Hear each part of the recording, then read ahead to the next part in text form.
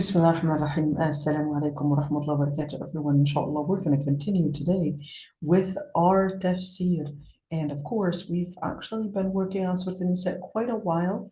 And inshallah, we're going to be continuing today with the tafsir that we had begun some while back. But we're still within the same areas of the same ayat. Really, let's just kind of zoom out and see it. So we've been after the ayat that relate to tahara, that relate to that relate to tahara in terms of using water, and the other type of tahara, which is dry ablution as an alternative whenever water is not available. And we also went into speaking about the different orbits within the society, because remember the ayah وَاعْبُدُوا اللَّهَ وَلَا تُشْرِكُوا بِهِ شَيْئًا was taking us into a new chapter of figuring out our orbits and trying to understand what makes your Muslim identity, and that just as you have to have a certain orbit with who you put in within your community, who you imitate, and of course what your resources are. And there's also that side of where and who you isolate yourself from. Why do we isolate ourselves from different people that might commit sin or people that might commit kufr? Well, because at the end of the day, we are human and we will adapt to the society that surrounds us. So making sure that you're putting yourself in the right society, in the right in the right community, is going to help you make sure that you preserve your Muslim identity. All right, so we talked about one side here, and we also went into فكيف يود no, where did we no here we go. This is where we left off at, which is when أو نلعنهم كما لعنا أصحاب السبت. And we talked about what actually was making the lana, or what guarantees. Of course, certainly we don't want to do lana, but we want to make sure that we know all the different things that that would get a person within the parameter of lana / curse. And we actually went through this page and we talked about what lana was. And we said it was basically to not be included in the mercy and the provisions of Allah subhanahu wa ta'ala. In other words, some of the actions would simply get you within that area, and then you will basically not be included and embraced by Allah subhanahu wa ta'ala's mercy. And we talked about some of the things. We said cursing the parents. We said about changing and forging, or at least forging the different the different land borders in order to take somebody else's borders or somebody else's lands, property, etc. We also talked about slaughtering for other than the sake of Allah subhanahu wa ta'ala. We talked extensively about women visiting graves and the ruling in that regard. We also talked about usury, whether the person that's paying usury, whether the person that's taking the usury, or whether the person that is witnessing, and of course, certainly writing the contract. And we also talked about the person that acts as the let's call him the new husband, in order to get the ex the chance to go back to his ex. And we talked about that. So you can find the recording on YouTube, inshallah.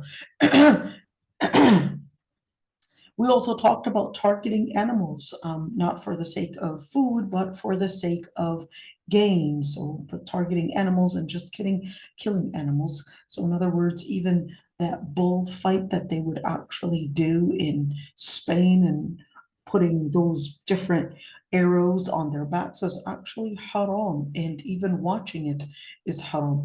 I find it really strange how anybody can think that such a game is fun to watch or fun to play, or that it has an art. It's disgusting. All right. We also talked about categorization, and basically putting any heat on the person's face using metal or using different products and burning the face in any way, even if that was to stamp. And we talked about the different areas of using chemicals or using laser or using different medical procedures right now, or at least cosmetic procedures. We talked about the rulings of that. And we also talked about the different types of beautifications that, at least during their time and even during our times, that are used, whether that is tattooing or whether that is, we went in details to talk about removing the hair off the body or even off the face. And we also went in details about what is called today the Hollywood teeth and all of that. And we went in details in that regards. And we also talked about um, oops. We also talked about okay, it's okay. We also talked about those that would support those that would commit a sin that Islamically they are basically supposed to be punished for a particular sin. We talked about that. We also talked about oppressing the people of Ahl Medina, and we went in details in regards to those that do sculpture making, photography, picture making, all of that. We went in detail in that regards. And now we left off at number 14, which is Sab al-Sahaba. Sab al-Sahaba actually means um, saying, disrespecting the Prophet's companions. So what does that even mean? Disrespecting the Prophet's companions and, of course, saying ill things or cursing the Prophet's companions. And which companions? Of course, the companions that had the companions. And who is a companion? So first of all, the companion is a person that met the Prophet ﷺ and died as a Muslim. Okay. And the person that met the Prophet ﷺ and died as a Muslim is basically a Sahabi, even if they had met the Prophet ﷺ for an hour or two, they would still be considered Sahaba. So just by seeing the Prophet ﷺ and witnessing the Prophet ﷺ and being Muslim, and the Prophet ﷺ basically being there to basically witnessing them as being Muslim, then that would be a Sahabi.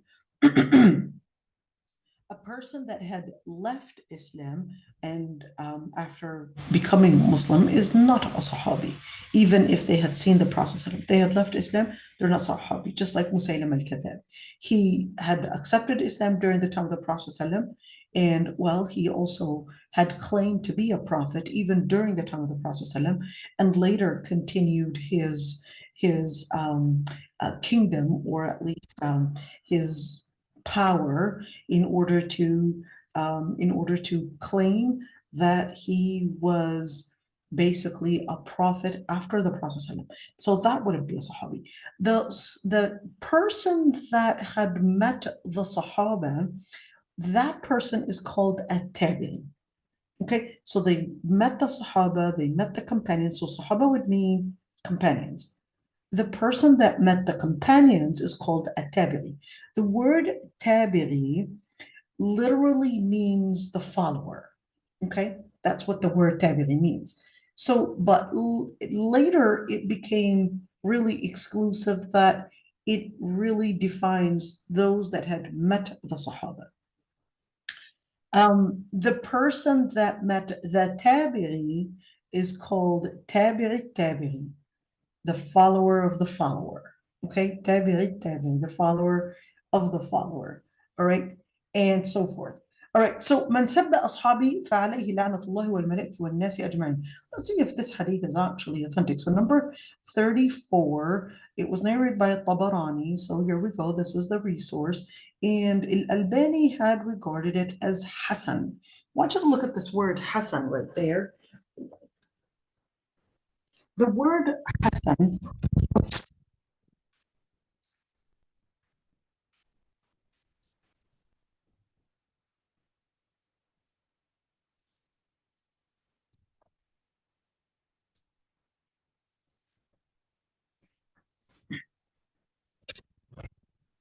So the word Hasan right there basically is to mean that it's the second stage of an authentic hadith. What are the stages of authentic, or what are the stages of hadith?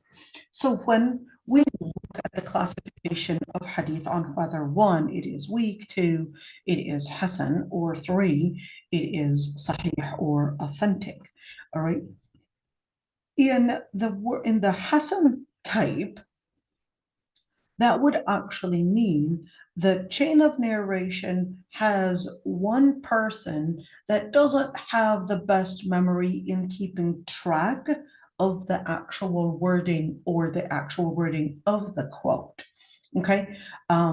Yet an authentic hadith would mean that the chain of narration is one, every single person in that chain of narration had one, been connected, in other words, had actually met the other person in the chain of narration, heard them say what they had quoted, and every single one of those chain of the person within that chain of narration is basically adl, is basically a good Muslim, a pious Muslim, a person known for their piety, a person known for their good memory, to quote the exact quotation: ما اتصل إسناده بنقل العدل الضابط من العدل عن العدل الضابط إلى منتهى. So basically, from one chain of narration, each and every single one of those chain of narration, every single narrator is good in their religion, good in their memory, and certainly not contradicting other narrators that also have, or probably even are stronger in their ability to quote their hadith due to religion or even due to memory. All right. And so those are the different conditions for an authentic hadith. You could see a person that is khaffa dabtuhu, basically the person that doesn't have the best memory. That's what actually would make a hadith hasan. So let's go back to this hadith. So the Prophet ﷺ quote said, whoever would curse my companions, then Allah subhanahu wa ta'ala, the angels and all the people would curse them. So this basically tells us, and there is hadith where the Prophet ﷺ actually said, Ashabi kanujum, my companions are like stars. Whoever you would take as a guide, you would actually be guided. Although that hadith is not authentic, but of course you could see that it is supported where we should not be cursing the Sahaba. Now, here's one thing. What if we are to disagree with certain Sahabas' choices? And what we mean here, we're not talking about religious choices, but we're talking about certain political choices, or let's call it personal choices. Disagreeing with a Sahabi regarding a political choice, maybe with Muawiyah, maybe with Amr ibn al-As, it doesn't mean that we would go as far as cursing those Sahaba, because Mu'awiyah ibn Abi Sufyan was definitely one of those that were katabat al-wahi, or those that were the scribers of revelation. All right, Mu'awiyah ibn Abi Sufyan, the Prophet ﷺ, he became Muslim, of course, after Fath Mecca, after the conquering of Mecca. The Prophet ﷺ approved his Islam. The Prophet ﷺ had actually accepted his Islam despite all the different persecution that his father had done, and including his mother. So when we look at Muawiyah ibn Abi Sufyan, you definitely may disagree with some of the political choices that he had done, but there's definitely an exaggeration from different sides, from especially in particular the Shia, that would attack certain Sahaba, and I would say isolate them from even being Sahaba, from even being companions, and in fact did not regard them even as a resource to learn Islam. So the simplest probably way of differentiating and defining the difference between the Sunni and the Shia would probably be that Sunnis would embrace all the companions and regard all the companions, and it's not exclusive to one particular companion, whether that was Abu Bakr, whether that was Umar ibn Khattab, whether that was Aisha,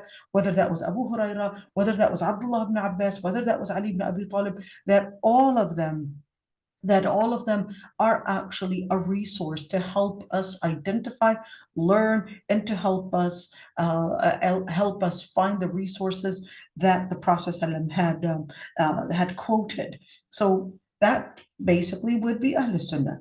The Shia, on the other hand, they more had narrowed down those resources and considered them to only be applicable to a particular number, a particular names of Sahaba, in particular, in special, especially, of course, certain people from the household of the Prophet ﷺ, and said this is the area that we should turn to learn our Islam from, particular names, and of course the rest are to be rejected, and not only rejected, but even be cursed. So this is extremely dangerous, because if you're cursing the Sahaba, that means you had lost a huge amount, one, of guidance that they had learned from the Prophet ﷺ. The Prophet ﷺ didn't teach Islam to one particular person, but he actually taught Islam, and the Sahaba themselves, all those companions, had actually learned Islam from the Prophet ﷺ and passed it down onto the other generations. To deny, to exclude, to curse those companions that carried a huge amount of knowledge, just like Abu Bakr, who was with the Prophet ﷺ when he even migrated from Mecca to Medina, to curse Umar al-Khattab, who the Prophet ﷺ had praised numerous times, and to curse Uthman, where the Prophet ﷺ even called him a shaheed, and even said that the malaika are shy from Uthman bin Affan, is really definitely nothing but a loss on a huge and a large amount of guidance that they had learned, they had passed on to other generations. Man akhfara musliman. We're going to talk about man akhfara musliman. So basically, a person that betrays another Muslim, especially if you were there basically where they had confined in you, they had sought security through you, but then you betrayed them in order to get probably a reward, or probably get some worldly advantage, then that is a form of betrayal for a Muslim, in where it guarantees that that person is mal'oon, or a person that is cursed. Man wala qawman bighayri idhni mawali. Now, this one, let's say this one. The Prophet ﷺ, Ali ibn Abi Talib, remember that man that came to Ali ibn Abi Talib, and he basically wanted to see if he had any secret that the Prophet ﷺ did not whatsoever expose to people. And Ali ibn Abi Talib got so furious when he said that. So he said, "Ma katabna ala Rasulillah sallallahu illa al-Quran." We only wrote upon the Prophet ﷺ, and only wrote only the Quran. Hold on, there's this background noise where somebody's probably sending questions, and then it's going to keep on clicking. All right. إلا القرآن وما في هذه الصحيفة. So basically had something scribed, and what does it say? المدينة حرام ما بين عائر إلى ثور. Al-Madinah is sacred from an area called A'ir until Thawr. And whoever were to commit a sin, and a person, we talked about this one, and a person fleeing basically to run away from the punishment, and if a person were to cover up on them, in other words, cover up from that enforcement, and if we're talking about Muslim law enforcement here, then in that situation, they will be cursed by Allah subhanahu wa ta'ala, the angels, and all the people, where they would not have, not in here, لا يقبل منه عدل ولا صرف, basically means they would not be, their good deeds would not be accepted, whether they are committing an obligation, in other words, doing an obligation, performing an obligation, or whether they were doing some action that is a nafil, in other words, something that's not obligatory but an extra good deed. Allah subhanahu wa ta'ala will not accept it from them. In other words, because there are certain actions that you can't just simply wipe away by saying, well, I'll do this major sin and it's all right. The other things, I'm okay with that. You have to be careful because you never know. One major sin can have such an impact on your heart and such an impact on your behavior without you recognizing that it might actually have this huge weight and then wipe away many good deeds that you had actually performed, including a good deed as an obligation, or a good deed as an extra prayer, or probably the five major prayers. In other words, that evil deed has such a strong magnitude on the heart that it has the ability to simply just wipe away so many good deeds. And of course, this is important because without you realizing, think of what they would teach, and we're telling you the positive energy and the negative energy. Of course, all of that in Islam, there's no such thing as a positive energy and a negative energy, but there is a good deed that has the power and the momentum to actually wipe away bad deeds. And there's also a bad deed that has the power and the momentum to wipe away a good deed, even if that good deed was as strong as salah. And this is important to keep in mind. So don't underestimate. Don't underestimate one particular sin and think, well, it's not too bad. It's just basically, I'm already doing other things. And without you realizing, you're actually not recognizing the momentum that one particular sin might actually have on you. Now, the other part, لا يقبل منه, we mentioned that one. وَمَنْ وَالَى قَوْمًا بِغَيْرِ إِذْنِ. And I want you to look at this one. So whoever would, what is al-muwala? Al-muwala, whenever, during slavery, during the time of slavery, and of course, slavery during the time of Islam is totally different than slavery and even all the different regulations that relate to slavery in the West are completely different than the slavery in the Muslim era. Anyhow, but they used to do what is called al-muwala. When a slave is freed, because, of course, tribalism was the way to give you protection and to give you support. In other words, if a person was freed and let's say they got ill, a particular community is supposed to be there to give them the support that they need, to basically help them in different ways. And that would be as a replacement for the family, because this slave, who knows where his family is, he might not even know where his family is at. And this slave becomes so displaced that right now he's got a new community. So there is what that system is called in muwala, in where if a person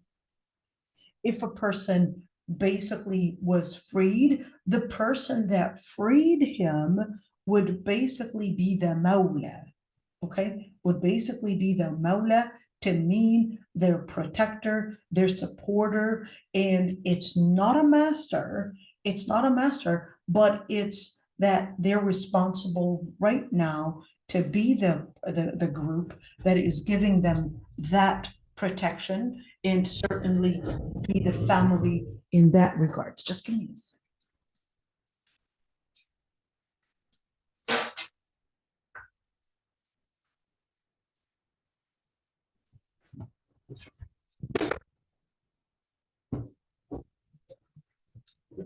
All right.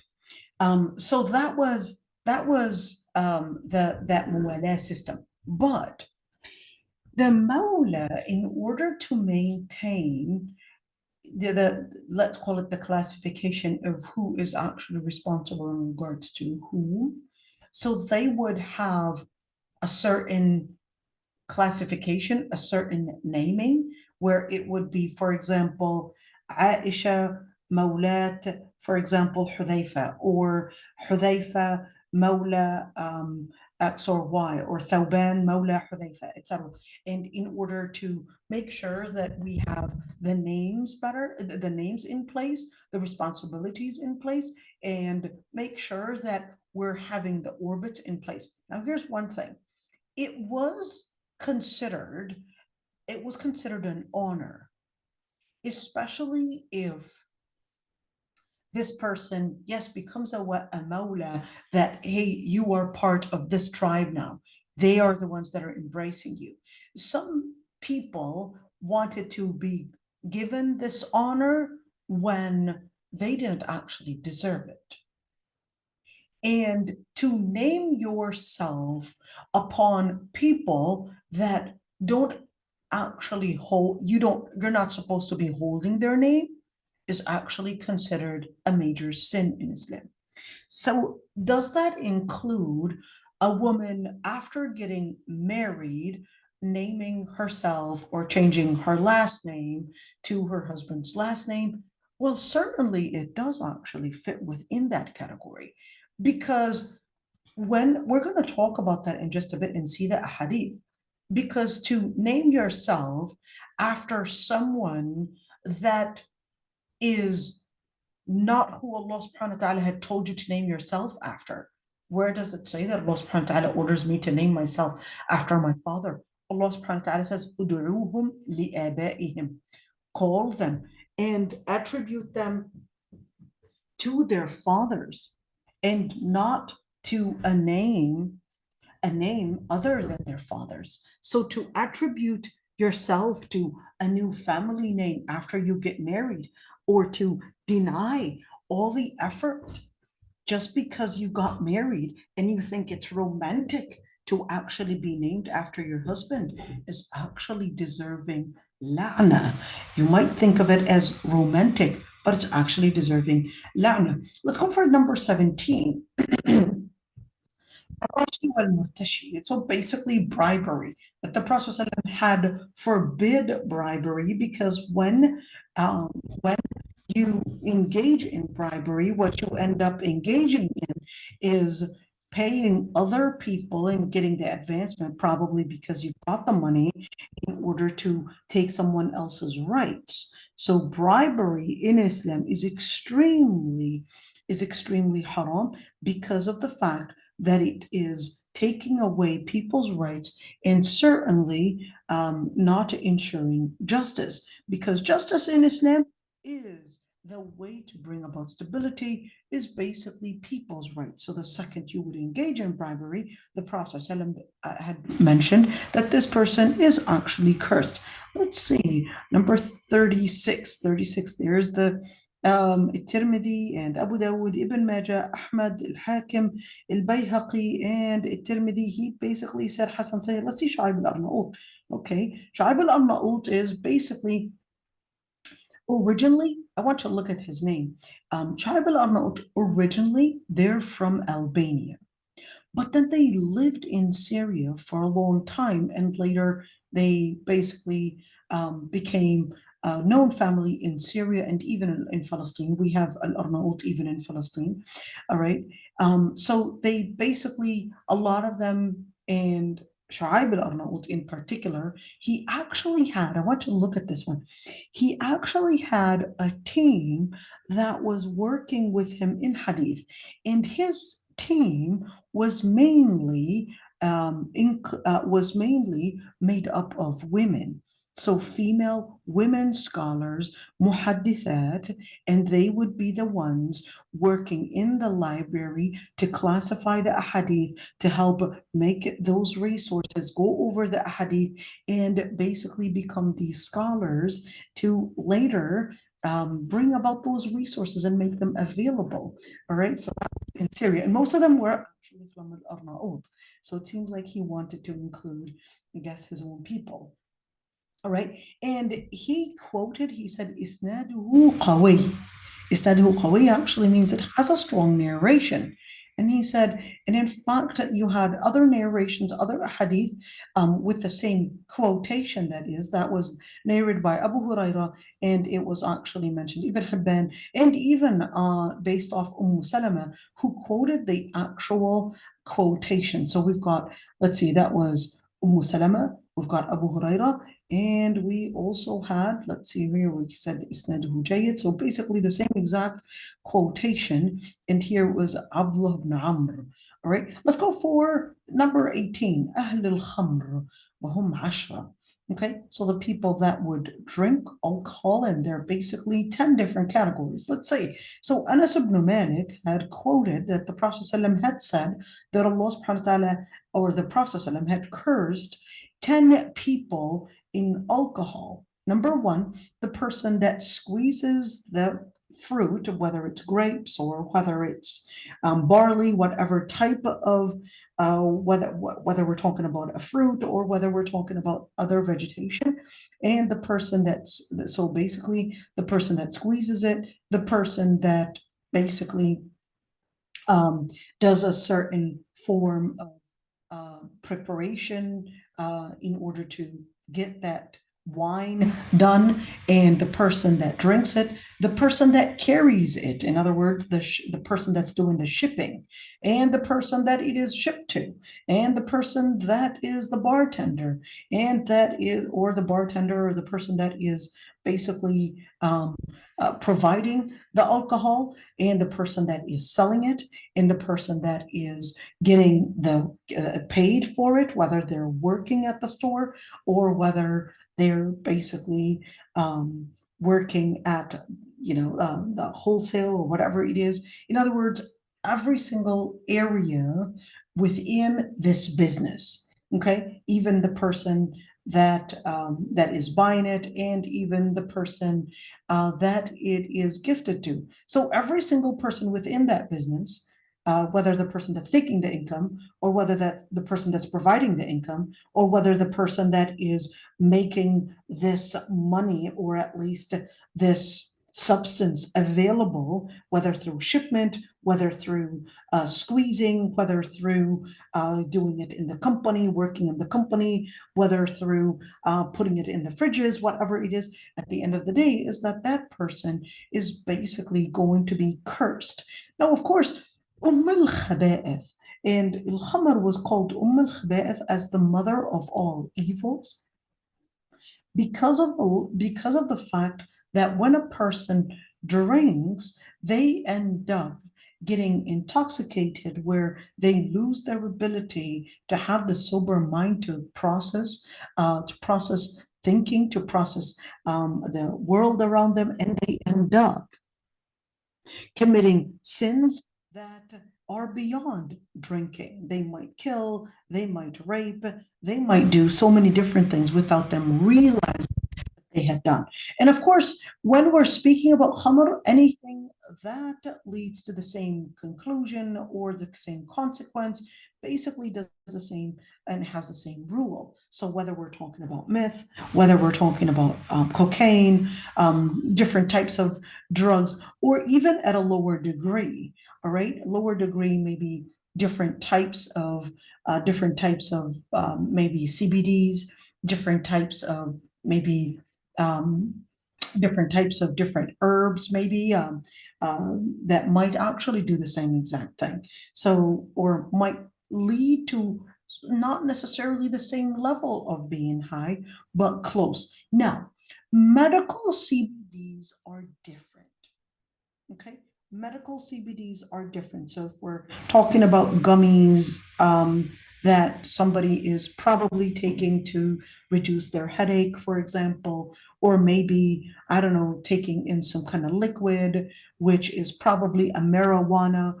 And then in that situation, they're using this basically to reduce their headache or whatever. Now, here's one thing. When would it be permissible to use such types of CBDs? Those would be permissible when we're talking about drugs that are approved medically, and they're not helping.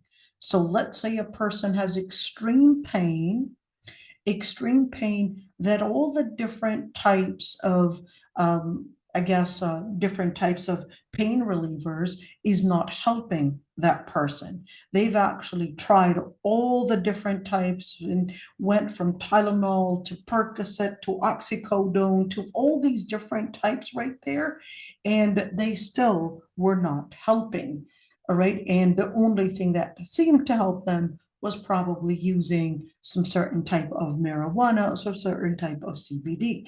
So in that situation, scholars Have you are, seen that before?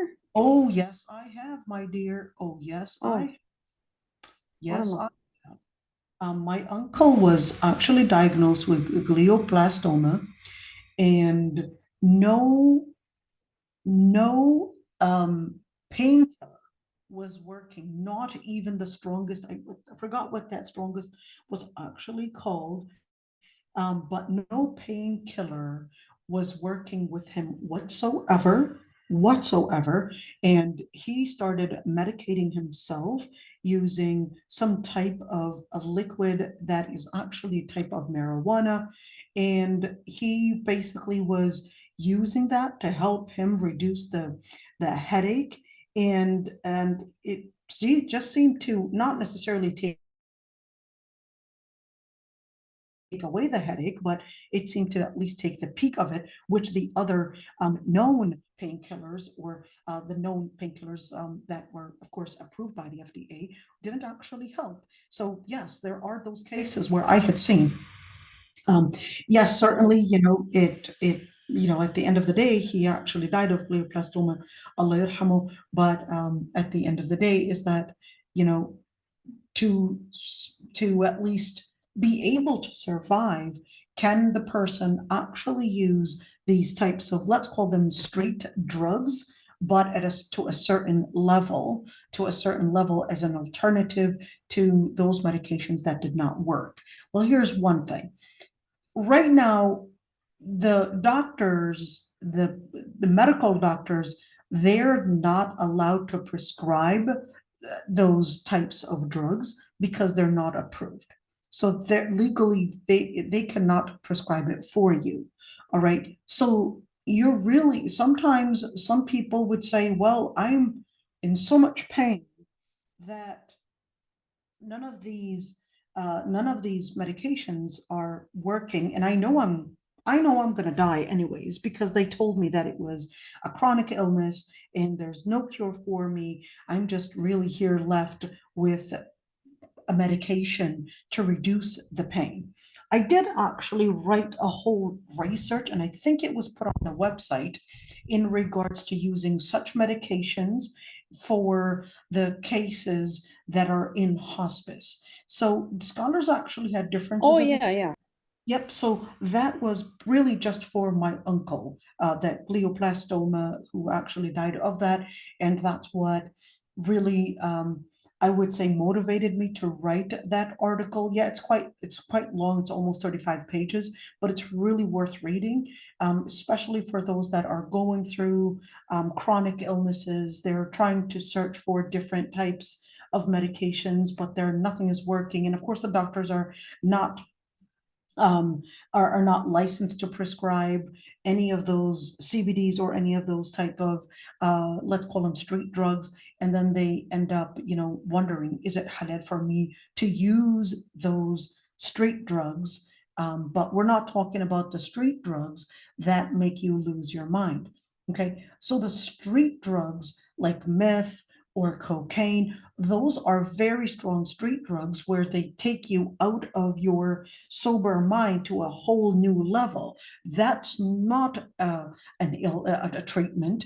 That's actually an illness. So it makes no sense to use such street drugs to get you out of course, feeling the pain into putting you into a new pain, even though the doctors had already told you that there's no hope and that you're basically going to be chronically ill and that you're really heading towards death, and therefore it's basically hospice. Okay, so in Islam, of course, in such situations where even if we're to talk about the very strong street drugs that make the person lose their mind, in that situation, that would actually be haram to use. But if we're talking about other, and of course, they do have different classifications, different types of classifications. Go to that article and actually see even the street drugs, they're actually at different classifications, even in the type of chemical compounds that are within them and the effect that they would actually have on the brain.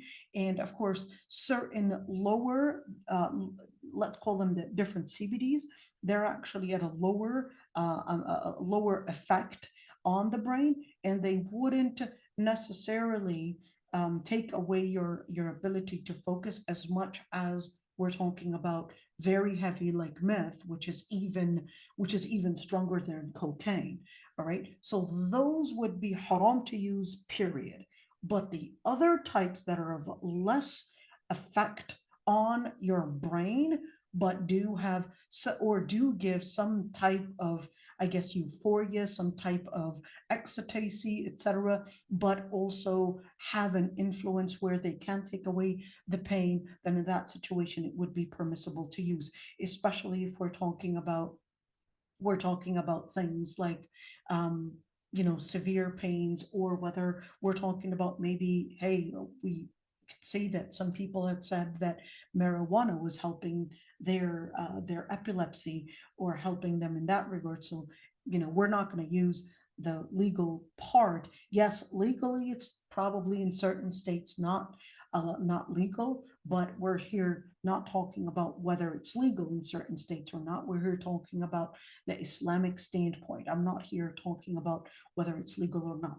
CBD is allowed in certain states and not allowed in others, and of course it depends on the type of CBD and all of that. But definitely, this is not to encourage people to sell it or encourage people to use it or even consume it in any way. But in fact, definitely, we would recommend that people would use those that were approved by the professionals, because the more you would go into those areas where it's introduced by people that are not professionals, then you're really making yourself be nothing but a test for others. And we had seen that that CBD, the amount of CBD can sometimes be really equivalent to an overdose of drugs and can be fatal. So this is not to say whatsoever that CBD is all permitted whatsoever. And certainly this is to say, it is a really risky thing to do, even if you are ill. It would be extremely stupid to actually seek guidance or even seek treatment from someone that has no ilm whatsoever. They're just selling at a tobacco store CBD, and they're taking their prescription for whether it's joint aches or probably headaches or whatever, and they're right there giving you the prescription, off the counter or off their counter. It would be extremely stupid to actually take a prescription from somebody that is not trained medically and somebody that has not done any research whatsoever on such substances. So this is, just a quick thing to say. I think since we're talking about that, please go back to that study if you needed more information. And this is the part when we actually said attributing yourself to other than your father, because the ayah actually says, so ladies, don't be called based on your husband's name, based off in your husband's name, be called based on your dad's name. At least appreciate all the amount of effort that he had put within your life. So not because you loved somebody new, that doesn't mean you disregard the effort, all the gratitude that your dad and your father had invested in you. All right, let's see. Here's the hadith that I wanted you to look at. And من ادعى إلى غير أبيه. What does that mean? أو تولى غير مواليه. فعليه لعنة الله والملائكة والناس أجمعين. So whoever would attribute themselves to other than their father, or even do that mu'alat to other than the person that actually had freed him, then that person is cursed by Allah subhanahu wa ta'ala and all the angels and all the people. Let's look at this hadith. Let's see. Shu'aib al-Arnaud, here's our friend again. Okay, the Syrian / Albanian scholar. He said, "Isnaduhu qawi ala shart Muslim." Said the narration is a strong narration, and even is, now the word ala shart Muslim actually means it is basically following the same conditions that Imam Muslim had put in his chain of narrations. There are certain conditions that he had put in who he chooses and what he chooses to put in his basically hadith book in Sahih Muslim. And you could see Albani, who's also Albanian, he also had considered it as authentic. So ladies, now you know. All right, here we go. Let's go. الرجل يلبس لبسة المرأة. So a man basically wearing a woman's clothes, or a woman wearing a man's clothes. In other words, this is actually considered, let's say this hadith. So عن أبي هريرة لعن رسول الله صلى الله عليه وسلم الرجل يلبس لبسة المرأة والمرأة تلبس لبسة الرجل. That the Prophet ﷺ had cursed the man who would wear women's clothes and the woman who wears men's clothes. So in Islam, all the different practices that lead to confusing people's sexes, and this would actually be considered a curse. Why a curse? Because you're going against the nature that Allah subhanahu wa ta'ala created the nature in. So even if that was as small or trivial that someone, quote unquote, might actually consider it as, well, it's not a big deal. It's just a man wearing a dress, or it's just a woman wearing men's garments. And this is not only to talk about just wearing the clothes, but even when we're speaking about behaving.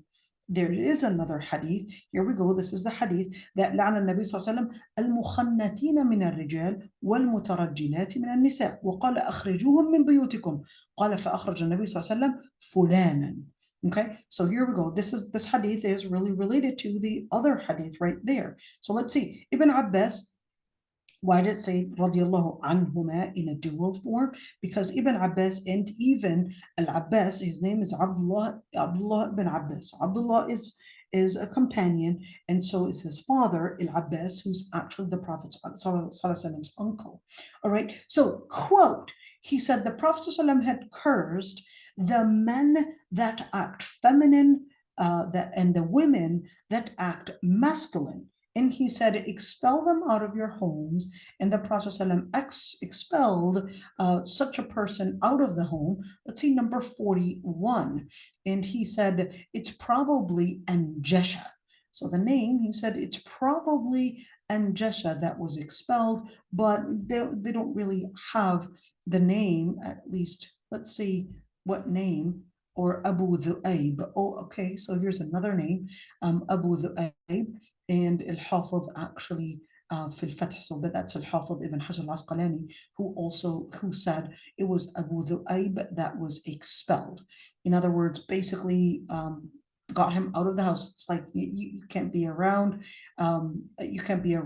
within the homes. You got to find yourself somewhere else. Anyhow, so let's see.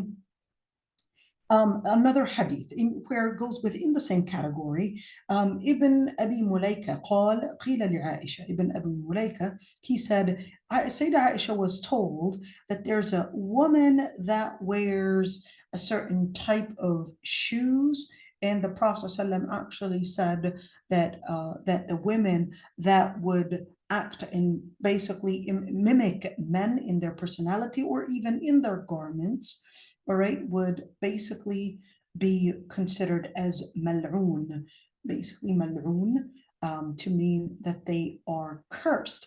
So why curse these people? Weren't they born that way? Why would Islam actually curse such people that are born that way and they don't have any power to change themselves? They're This is what they find in themselves. This is what on the inside they define. This is what they feel about themselves. So why call them cursed? Why go against the nature? Well, here's one thing. Number one is that Allah subhanahu wa ta'ala had basically mentioned in the ayah, all right, يهب لمن يشاء إناثا ويهب لمن يشاء الذكور أو يزوجهم ذكرانا وإناثا. There are three genders. Number one, or three, let me use the word sex, not gender, because a gender is a different definition. I'm just going to use the word sex. Okay, number one, Allah subhanahu wa ta'ala says He grants whom He wills as one, female, or male, or create them in dual sexes. So there's the female, there's the male, and there's the dual sexes, or what is actually called the intersex. What is intersex? Intersex is basically a person that is born with dual organs. So it could be maybe partial male organ, partial female organ, and or even a strong male organ and a strong or and a weak female organ, and the list goes on and on. Those are people that actually have a classification, but all right, the person that was born as a female basically has to have the role, the social role of a female. The person that is born as a male would have to have the social role as a male, or even their classification is supposed to be a male. In other words, in Islam, you cannot change the fact that in your DNA, in the way that you are created, in your anatomy, in each and every single area that you are actually created, male or female, to change and to think that, well, I'm here doing a surgery, taking certain hormones to basically change what I really am. Islamically, that is number one, that is forging the reality. You would think that you are basically here adopting a new self, or you're creating a new self by changing certain features, probably growing a breast, or probably removing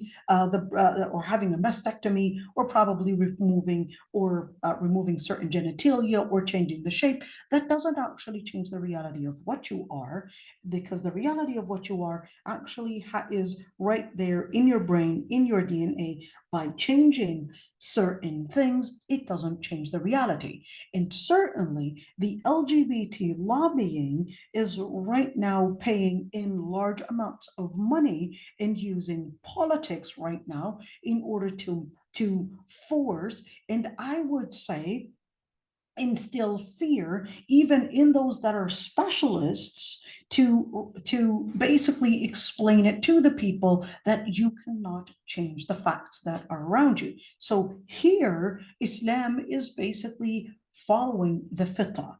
Islam tells you Allah subhanahu wa ta'ala, the whole universe, He had created it in a specific design, in a specific order. To go against the order is basically meaning you're going against Allah. To go against Allah subhanahu wa ta'ala, to go against the nature that Allah subhanahu wa ta'ala created, actually means you are then going against the fitrah, your instinct, and going against your instinct actually means you are then somehow waging a war on Allah subhanahu wa ta'ala. So that's why when you look at this new type of indoctrination in where the LGBT or even the other groups are right now trying to, I would say, enforce in Islam, is nothing but a fitna, is nothing but waging a war on Allah subhanahu wa ta'ala. So that's one reason why I left the US, because it was really going wild. And isn't that one of the signs of the Day of Judgment? It sure is. It sure is. It is one of the signs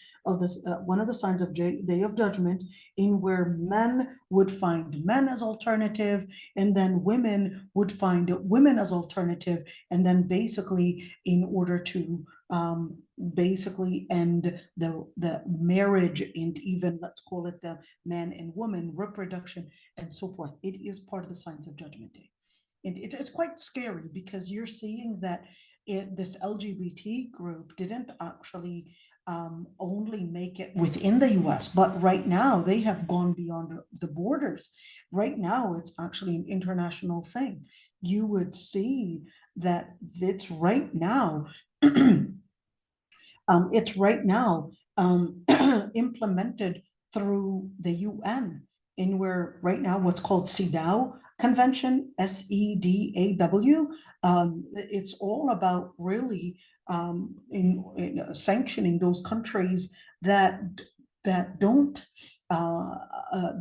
embrace these policies and don't embrace at least this LGBT lobbying, and it's basically trying to sanction them economically, politically, and so forth. And it's really sad how they present themselves, of course, as being inclusive, when in reality, by telling somebody, because they don't see it as this is how God, Allah subhanahu wa ta'ala, created the world, and this shouldn't be something that they would regard as natural, that they would be sanctioned. In other words, if they are trying to present themselves as being inclusive, they're the most exclusive people on earth, because they're using all the political power, all the different doctrination. Even at school, you would if you were to get a job, if you don't approve those so-called orientation / deviation, you will then be probably sanctioned. You will lose your job, you will lose your income, you will probably even be then not having the money to get a rent, to buy food, etc. So it's a game. It's a game. That's not being inclusive. That's actually being exclusive. You either take my way of defining this, or I'm going to exclude you and basically let you become homeless and not have any right. So yeah, this is really scary. So Islam basically considered that from the start, Allah subhanahu wa ta'ala had created you as a female, so your responsibility, your social role is a female. There's no such thing as differentiating between your biological creation and your social, the social roles that you hold within the society. They're all one. So this idea of gender is really a new idea that is wanting, and it actually comes from the deconstruction philosophy, in where it's deconstructing so many different things till you get one little area, and then one little definition, and then you start playing on that, and then you start not recognizing that you had basically dropped all the dominoes without you realizing. So Islam considers that, wait a minute, no, even if a man were to mimic women, whether it's in their garment, or whether it's making makeup tutorials, or whether it's in the way they walk or the way they talk, or trying to make a soft voice, etc., that person is mal'oon. That person is basically cursed. And you could see that right now they're actually presented with a lot of followers. They're dressing women's clothes, and all the media right now is, well, let's just be inclusive. So in Islam, it's like, no, you could see right there, the Prophet actually said, no, they need to leave, because they need to correct the behavior. They need to correct the behavior and recognize, oh, this is important to mention. So why let them leave? Why put in a particular sanction? Remember, they're sanctioning, of course, those that don't approve their lifestyle. So why are we sanctioning not approving their lifestyle? At the end of the day, there's always a definition to what you would define as moral and immoral. There's no way that you can be that you can contradict yourself. So same thing, for example, the LGBT, they didn't want to contradict themselves, and they basically considered that this is the way of life, the LGBTQIA plus, and the list goes on, and who knows if it's going to grow. And yes, it will grow, because the second that you say it's your feelings, it's your inclination, is what we're supposed to turn to diagnose or to basically use as our place of definition, then in that situation, you're going to find yourself, yes, this person identifying as a cat and that person identifying as a dog. And we're actually seeing that just with the idea, the philosophy that we're going to turn to your feelings to basically identify right and wrong, morality, and what you are and what you see, and etc. You're going to find yourself really putting or living in this ball of contradictions throughout your life. So Islam also has its definition. Islam also has its definition in regards that the influence that they would have if they were to be given all the different privileges, that they might actually start affecting the community. So to bring out an end to such a deviation, the Prophet ﷺ said, well, they need to leave until they would change their behavior. But that's how they feel. Well, they're actually living in a delusion. So in order to get them back to the station and get them back on track, we need to eliminate the delusion and get them back to go back to their nature. So the delusion is not to be called whatsoever as an orientation. This is not an orientation, because to use the word orientation, it's basically to regard that the person himself or herself is basically the source that we would depend on for defining the world around us. And certainly, you go to a doctor, you don't tell them, well, I would like to start on a chemotherapy session and have chemotherapy because I really feel that I have cancer. The doctor is not going to do that, because they need to do your blood tests, they need to do all these exams to see whether you are actually having a cancer or not. But certainly not because you have certain feelings. If you have certain feelings that you have certain things, that's a form of paranoia. That's a form of hallucination. That's a form of going into some kind of a delusion, and it becomes a mental disorder. So the mental disorder, that's what's to be corrected, not we don't change the reality around that around the natural things in order to say, well, this person is basically feeling that way, therefore I'm going to live with their delusion or with all these different hallucinations that they might actually go into. So what do? We basically need to get them back to living reality. We need to give them treatment.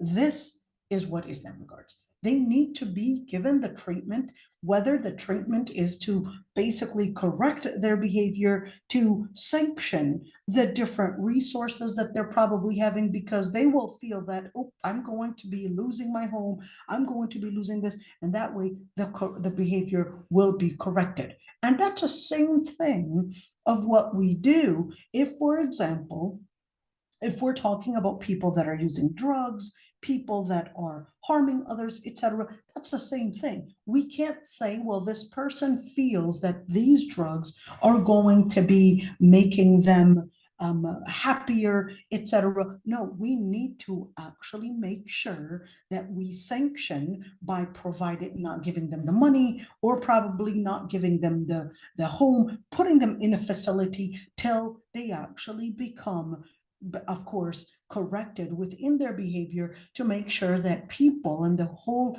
household is basically safe around them. Because if the person is is basically holding a wrong behavior that actually means everyone else is not going to be feeling safe around them. All right, so the other part, let's see, we just saw this part of it, as-sariq. So for those that are basically, let's call it attacking or misusing other people's properties. The Prophet ﷺ, let's see, Abu Hurairah actually said, لعن الله السارق يسرق البيضة فتقطع يده ويسرق الحبل فتقطع يده. So a person, the Prophet ﷺ said that Allah subhanahu wa ta'ala had cursed the person that steals, whether it's stealing something as small as an egg, or whether it's basically a person stealing something like a rope. All right, so here you could see, let's look at this hadith. Okay, so this hadith is narrated by Bukhari and Muslim. Another term for a hadith that is narrated by Bukhari and Muslim is actually called muttafaqun alayh. Let's see another one. A woman that denies her husband's bed, and of course this is a metaphor to mean intimacy. إذا دعا الرجل امرأته إلى فراشه فأبت فبات غضبان عليها لعنتها الملائكة حتى تصبح. If the man would call his wife onto the bed, and of course a metaphor to mean intimacy, and she refuses, and of course he basically sleeps and he's angry at her, the malaika would curse her until morning. Let's see this hadith 47, أخرجه البخاري and Muslim. This hadith is actually an authentic hadith by Bukhari and Muslim. So here you go, you could see. So why not? What if she was going through some kind of an illness? And why him? Why not the other way around? What if the woman were to call on her husband and he refuses? Well, the anatomy in men's biology is different than a woman's biology. He cannot basically be available, okay? And of course, you understand what I'm saying, and you understand what I mean. He can't be available based on somebody else's wishes. Why? Because his anatomy doesn't work that way. But she can be available, but she was feeling that she wasn't in it, okay? But her anatomy can still be available. Okay, she can still be available, and even if she wasn't feeling it, what if she was too tired? All right, her anatomy still is capable of actually having that relationship, even if she wasn't feeling it. But what if she was going through an illness? Okay, and the doctors recommended that she would not be intimate for 3 weeks, or at least the time being, because she did surgery or she's having bleeding or whatever it is. In that situation, لا ضرر ولا ضرار. In that situation, there's no harm. And therefore he cannot inflict harm. If the doctors had said that that would be harmful on her, then she could politely refuse. And what if he still is requesting and he's not taking the doctor's recommendation? She can refuse and insist on refusing if the doctors had actually insisted and the doctors had said it was dangerous, or at least not healthy for her. What if she's feeling pain? She's feeling pain and she cannot handle it. لا ضرر ولا ضرار, same thing. She, I hope, and of course, certainly, the man should also understand that if she's feeling pain, whether because she's got infections or different reasons, of course, will be reasons, then in that situation, if she's feeling pain, first, we would always say politely refuse. And then, of course, why am I saying politely refuse? Because winning the heart is more important than winning the argument. But at the same time, what if, but he's still refusing? Then she can use different methods to explain that I'm not doing this because I want to somehow just refuse your order or refuse your bed or somehow abuse your need, but I'm actually in pain. Sorry, but I'm in pain and I'm going through this. So in that situation, she would not be included in this curse. So I just wanted to mention this one. She would not be included in the curse because of an actual medical reason. But if it's a psychological thing where, no, I'm angry because I told him to buy me this necklace and he didn't want that, or I told him that he shouldn't yell at the kids and he yelled at the kids and I don't like this behavior of his, and therefore I'm just going to basically use this pressure to tell him that no, you're going to have to abide by my commands or I'm going to deny your needs. So that basically is haram, and this basically guarantees that the woman is going to be getting cursed in that situation. All right, so this is, within this area. I'm trying to answer all the questions that women might actually ask in this regards. All right, now let's go for 29. We've got a lot of things, huh? Abu Hurairah, he basically said, قال Abu Qasim. Abu Qasim is the Prophet's nickname. It's got a nickname, Abu Qasim. من أشار إلى أخيه بحديدة فإن الملائكة عنه حتى وإن كان أخاه لأبيه وأمه. So whoever would point to his Muslim brother, of course, bihadida. Bihadida in meaning it's any type of a tool. So this is not talking about some kind of a metal, but this is talking about a metal that might actually be used as a weapon. Okay, and then the person is, even if they're joking with it, or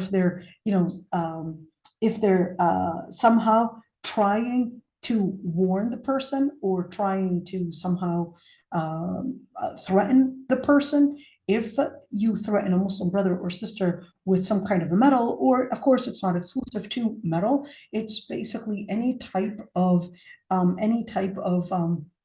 a weapon, whether it's to force somebody to do a certain behavior, or whether it's to caution, or whether it's to joke around, even if you're doing some kind of a prank, all right, then the malaika would actually curse that person, even if it was his own brother, biological brother to mean they share same mom and dad. Okay, so this would actually mean whether it's a prank, whether it's a threat, or whether it's a serious thing. And just by using some kind of a weapon on a person, that would actually be considered as deserving la'na. Let's see. من أتى امرأته في دبرها. Whoever would basically anal sex. All right, so whoever would be intimate with his wife through her anus basically would be cursed. Let's see. ملعون من أتى امرأته في دبرها. The Prophet ﷺ actually said, the person who is intimate with their wives through her anus basically is cursed. Let's see this hadith right there. So this hadith akhrajahu Abu Dawud, Nasa'i, Ahmad, and basically al-Albani regarded it as Hasan. So just keep in mind, of course. And there is another hadith that actually called it as gayism. That is like gayism, to mean that sexual aberration. All right. Let's go for الممتنع عن إجابته. So what ملعون من سأل بوجه الله وملعون من يسأل بوجه الله ثم منع سائله ما لم يسأله هجرا.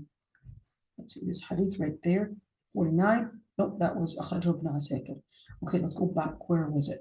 Okay, so basically the person is cursed who would ask biwajhillah, and they would make an oath and ask by the name of Allah subhanahu wa ta'ala, and then the person, and this is extremely important, because if a person were to ask by Allah subhanahu wa ta'ala, by the name of Allah subhanahu wa ta'ala, and the other person were to refuse, then so both the person that asked and the person that prevented or didn't actually abide by that, they're basically ملعون ما لم يسأله هجرا. There's a lot of details in that. We'll probably talk Can you about explain? I'm confused. Yeah, we'll get in details with Okay. that one. I don't want you getting confused. That's okay. Yeah, Okay. well, that one. أمراء قريش إذا لم Okay, so the leaders of Quraysh, if they don't abide with what Allah subhanahu wa ta'ala had, or what they were ordered and obligated to do. So let's say the Prophet ﷺ stood on قام رسول الله صلى الله عليه وسلم على باب بيت فيه نفر من قريش. So he basically stood at an entrance where there were people of Quraysh. And then one of them basically took at least one side of the door. And the Prophet ﷺ said, is there a certain person from the tribe of Quraysh? And they basically said, well, فَقِيلَ يَا رَسُولَ اللَّهِ غَيْرَ فُلَانٍ ابْنِ أُخْتِنَا. It's only our nephew right there. And he said, the nephew, the son of the sisters is basically part of them. In other words, your sister's children are part of you. In other words, don't deny them. Then he said, this matter, in other words, we're talking about leadership, is to be within the people of Quraysh, as long as they were to istarhamu rahimu. So as long as they would basically what is the word? But as long as they would be inclusive, they would include their family members. They would basically they would have one, include their family members. Two, they would also be acting in mercy. Okay, وَإِذَا حَكَمُوا, and if they were to rule, they basically ruled in justice. And if they were to divide, they were to divide in justice and divide basically the different, whether we're talking about positions or whether we're talking about positions or wealth or etc. And فَمَنْ لَمْ يَفْعَلْ ذَلِكَ منهم فعليه لعنة الله والملائكة والناس أجمعين لا يقبل منهم صرف ولا عدل. So here's one thing. What is this actually relating to? This is relating to the people of Quraysh, because if we were to have a Khalifa, okay, if we were to have a Khalifa, the Khalifa is supposed to be from the people of Quraysh, according to the majority of the scholars' opinion. Okay, if these people were abusing their power, whether it is they were not being merciful to the people, in other words, they were abusing their power and not being merciful and not being basically kind to the people, or if they're not being fair and just, then Allah subhanahu wa ta'ala would actually triple the amount of torment or punishment compared to other people. So this privilege was not given to you as a privilege because you are from the tribe of Quraysh, but in fact, if you abuse the privilege, you abuse your power, then in that situation, you would then guarantee illana. Well, I'm sure none of us are from Quraysh, so nothing to worry about in that regards. Like responsibility, yani. Well, of course, if you're abusing your power, to abuse your power, and of course, this is actually exclusive for the people of Quraysh. You're not Qurayshi, are you? Not last time I checked. Just kidding. Well, I'm not Qurayshi for sure. I like that, not Qurayshi for sure.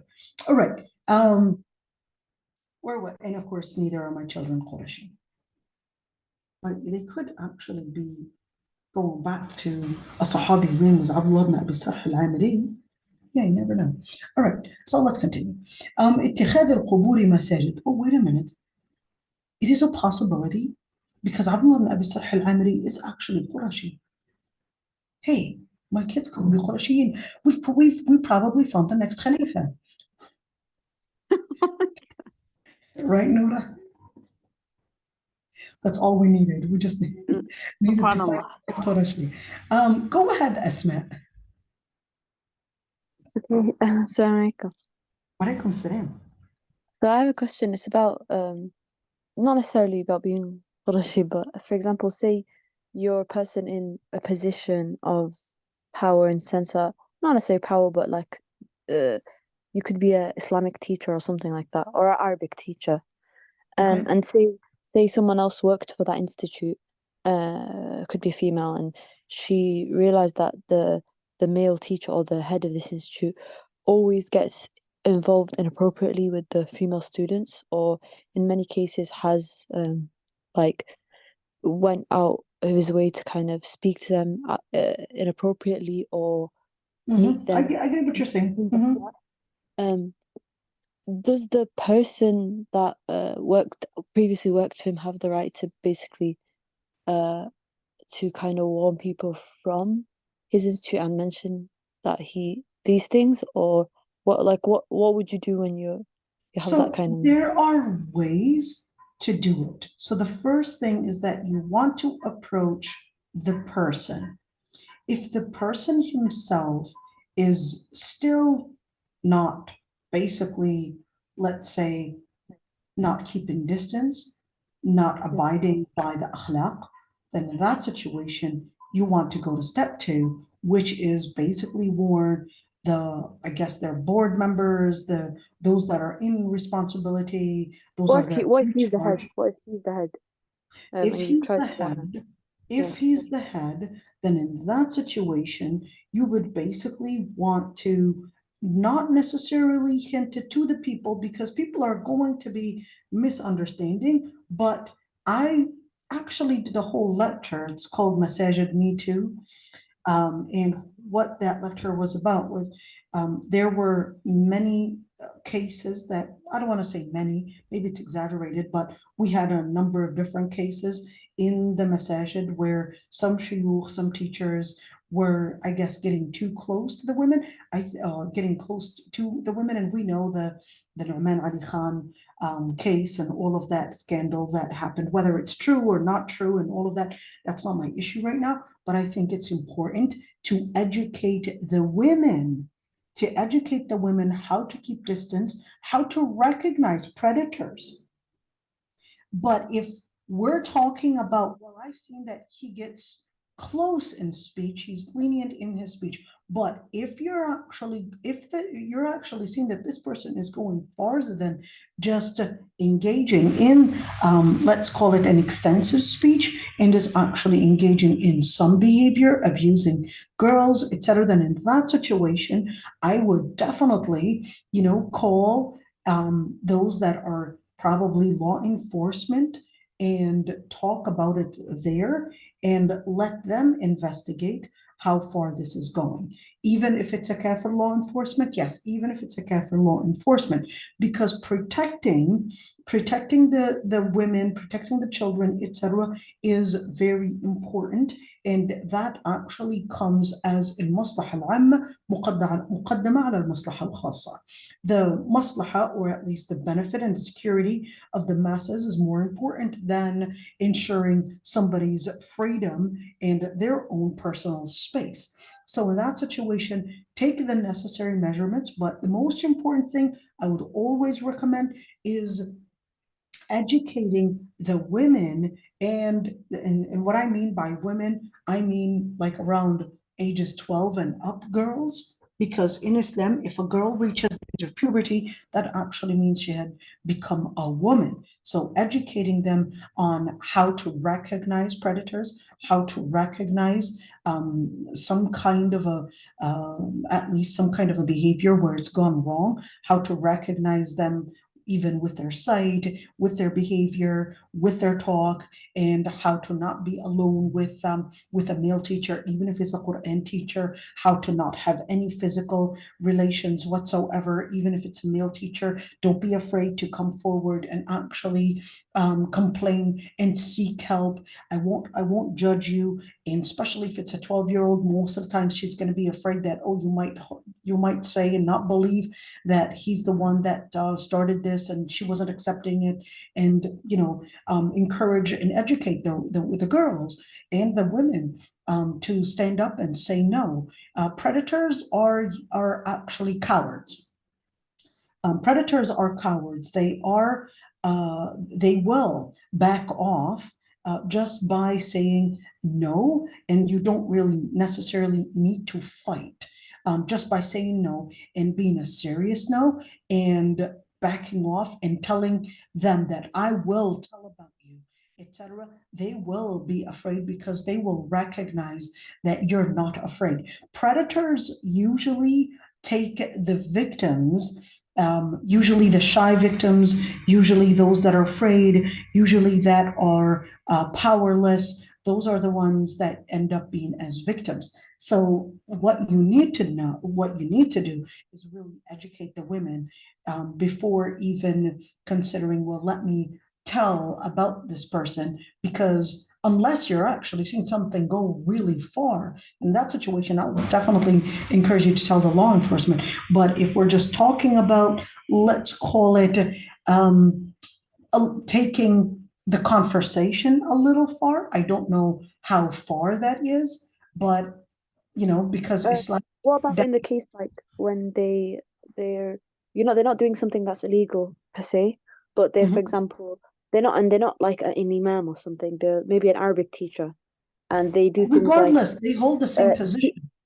okay, that as in they're doing things like messaging sisters through social media inappropriately. They're meeting these sisters, or they're asking sisters to, if they want to be their second wife, things like that. And there's a consistent pattern. And for example, the person that worked for them, they used to deal with their social media accounts, so they were exposed to a lot of these things. Can you disclose that to others? Let me say one thing, Asma. Most cases that I had come across, it was really, yes, it's kind of like fishing. When you throw your fishing pole, or whatever it's called, you throw it, and then the fish that opens its mouth is basically the fish that gets caught. And that's why it's important to educate the women before actually talking about exposing these people. It's that this person threw this pole and he found women that were latching onto it. All right. And here's the thing, is that most of the times he basically got the consent from the other person.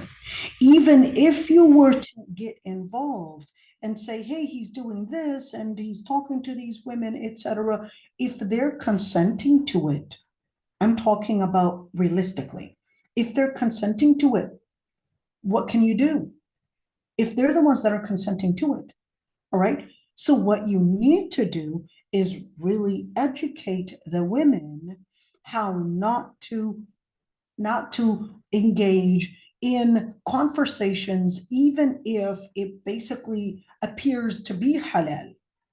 He's got one job to do: give the class and leave. To hold a conversation on Facebook, social media, and for him to basically start talking to you on WhatsApp and all of that, that has actually gotten out of a teacher relationship to a boyfriend-girlfriend relationship. It now is moving from a relationship of me taking a service to actually me taking a social interaction. This social interaction is basically what was forbidden in Islam. So this social interaction is right now what is happening at many times. And I wouldn't necessarily say it's only because certain teachers are abusing their position, but it's also many women actually not knowing their boundaries. So what the other person is going to understand is that she's actually inviting me in.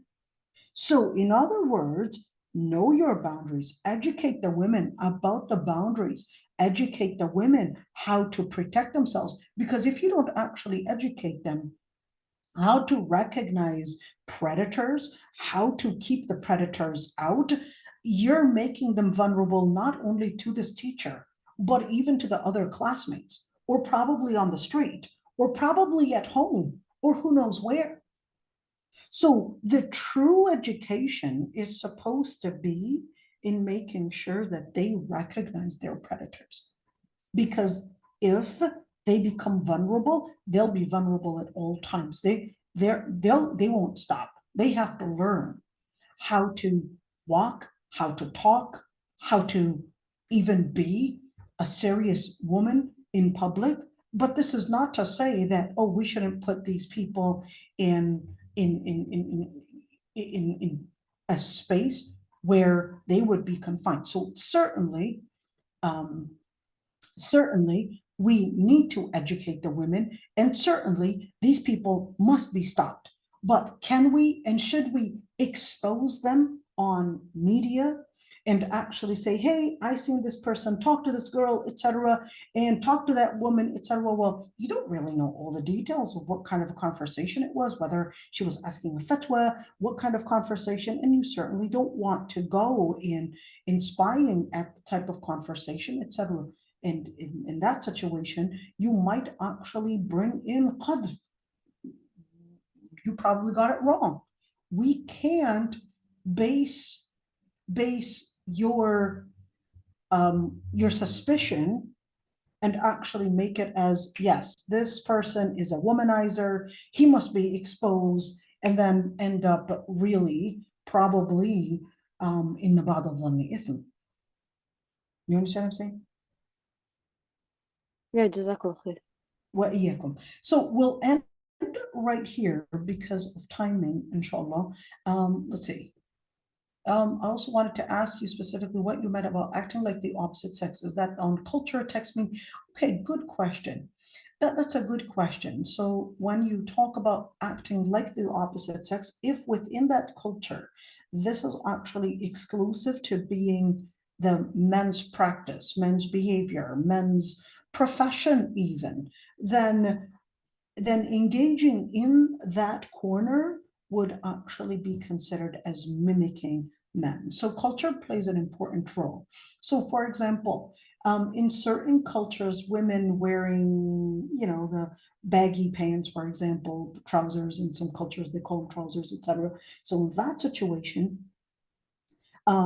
in Malaysia, for example, women actually wear that. They're really baggy pants and long shirts and really, really baggy pants, and they would wear hijab. That's not exclusive on men, okay, within this culture. The sharwal and qamis that Pakistanis wear, that's not exclusive to, or at least they've got an attire for women, they've got an attire for men, but the idea is really the same, and where it's like trousers at the bottom and this long dress slash shirt, this long thing that goes probably close to the knee or lower than the knee. All right, so that's the idea for the men's clothes is really the same, but the style is slightly different. But at the end of the day is that they're capable of distinguishing the style men's attire from a women's attire. So if a woman were to wear the men's attire, that would also be considered as mimicking the men. What about profession? So profession, let's say construction. Women, generally men work in construction, and for a woman to work in construction, I'm not saying don't do construction at home. I'm the one that does construction at home, not my husband. All right, but let's say the woman does construction. Does that mean she's mimicking men? No. But if this was a public space where this is known to being more of a men's spaces, yeah, don't put yourself in men's spaces. But can she drive a truck? Certainly, she can drive a truck. But if in certain countries, this is only done by men, in that situation, I'm not really sure what the circumstances that surround this are. I wouldn't necessarily say it's haram, but we would investigate more to make sure that it's within the halal parameter. So, I can't really answer the part about the truck driving because certainly there's a lot of a lot of different things that I don't know how companies work, so I need to get an education on that to really know what it's like. So next time, Noura, you want to get your truck driving license, maybe you can No, educate. I actually know a sister who does it. Yeah, well, great. They actually make good money. I think it's called CDL or something, the license for it. But I think I was just mainly like just trying to see about, if it's based on culture, Yeah, But anyway. Of course, it's based on culture, but at the same time, sometimes culture can be a slippery thing because culture can actually change by more and more people behaving or acting or engaging in certain professions or certain activities. So it becomes a new culture. Yeah, because the culture, well, at least here, I mean, they're trying to change it and everything. So yeah, I see what Right. Right. But we wouldn't necessarily embrace everything in culture and say, okay, we'll change the culture, so now it can be halal. No, it's not like that.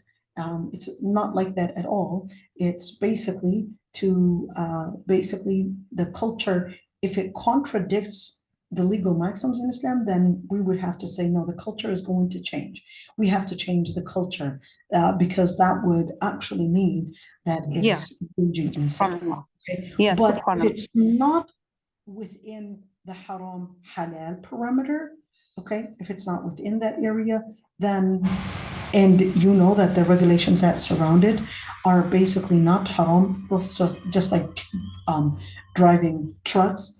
They basically load these products in her truck, and she's basically driving, I don't know, who knows, like how many hours of driving, and then they basically unload, and she just goes and drinks her coffee while they unload and load and unload, and that way it basically is a great job in where she's not even intermingling with the men. Hey, here's the paper, got you the paper, to bring about the other load and all of that. That's actually probably a great job. So I don't know much about it, but certainly it's not considered a man's job. I have a question as well related to this. Go ahead, my dear. Is the intent taken into account to an extent? Because, for instance, is it haram to, for example, wear your husband's jacket when you're cold, or Oh my So God, I had their the same pajamas, question, like or their about a pajamas, shirt. or their Right. pajamas, things like that? Question. So if there is a reason, whether it's a shortage, whether it's cold, if there is a reason, so the intention definitely plays an important role. In fact, there was a Sahabi that used to come to the masjid, and then he would basically leave really quick because him and his wife only shared one garment. So he would go home so his wife could actually use that garment. Well, that's Are you serious? yes. So this is, Subhanallah. just imagine that. I don't know if she would be completely naked at home, but it's obvious that it wasn't big enough to be modest for her. All right, and that the Prophet ﷺ actually just said, well, make sure that she wears something underneath it. Why? Because he said because he doesn't want it to shape her bones.